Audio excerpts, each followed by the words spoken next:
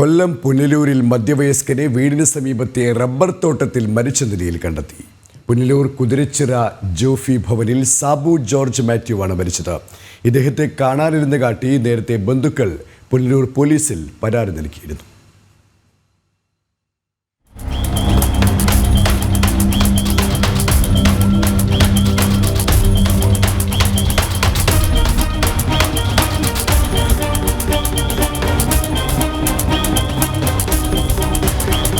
ഇന്ന് പുലർച്ചെ റബ്ബർ തോട്ടത്തിൽ ടാപ്പിങ്ങിനായി എത്തിയ തൊഴിലാളിയാണ് മൃതദേഹം ആദ്യം കണ്ടത്.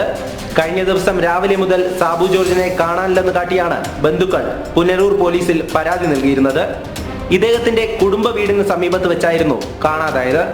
പരാതിയിൽ കേസെടുത്ത് പോലീസ് അന്വേഷണം ആരംഭിച്ചിരുന്നു. ഫോൺ ടവർ ലൊക്കേഷൻ കേന്ദ്രീകരിച്ച് നടന്ന അന്വേഷണത്തിൽ കാണാതായി എന്ന് പറയപ്പെടുന്ന ഭാഗത്തു നിന്നും 500 മീറ്റർ ചുറ്റളവിൽ ലൊക്കേഷൻ കണ്ടെത്തിയിരുന്നു. പ്രദേശവാസികളും പോലീസും തിരച്ചിൽ നടത്തി വരവെയാണ് റബ്ബർ തോട്ടത്തിനുള്ളിൽ മരിച്ച നിലയിൽ കണ്ടെത്തിയത്. തുടർന്ന് പുനലൂർ പോലീസ് സ്ഥലത്തെത്തി പരിശോധന നടത്തി ഇൻക്വസ്റ്റ് നടപടികൾ പൂർത്തിയാക്കി.